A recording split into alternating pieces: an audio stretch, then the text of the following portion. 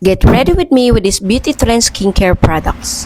I know that many of us na hindi naman talaga perfect ang skin. Kaya malaking tulong pa rin talaga ang mag-skincare ka din.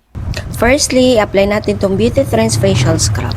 Oil and acne control po siya. Of course, this is for you who has acne-prone skin. This Beauty Trends infused from Angelica Gigas Lotus, Guava, Green Tea Extract, and this made from Korea. Pero may company pala sila sa Philippines. Ang lamot sa balat ng kanilang facial scrub.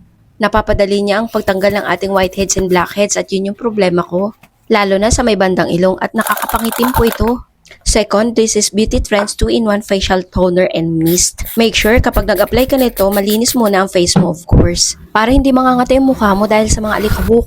May iba kasi nag-a-apply na lang basta kahit hindi naghihilamos, total cleanser naman daw ito. At pagkatapos, babalikan nila ako at sabihin nangangati daw sila. Ay walang ganun kasi. Minsan kasi talaga mali din yung pag-a-apply o paggamit nila ng beauty products. Kaya naman nag-iiba talaga ang reaction. Napapansin nyo rin ba na one glide lang yung pag-a-apply ko ng cotton?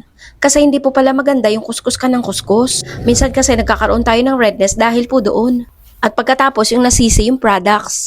Twice a day nga po pala i-apply ang mga ito. At same lang po sila na ingredients ng facial scrub. Ang main ingredients nga po pala talaga nito ay guava. Ang akala ko nga ay kinakain lang po yun ay skincare na rin po pala.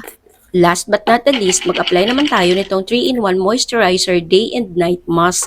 Maganda rin talaga na mag-moisturize din tayo ng ating balat, lalo na kapag umaedad na.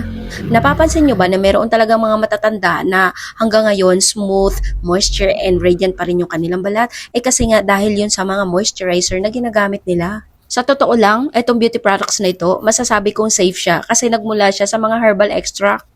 Wala po sila sabi dito na nakaka-lighten siya ng ating balat, but to prevent more acne. You know, acne, it's like sands in the beach floating in your face. Pero totoo, malaking tulong kasi oil control po siya.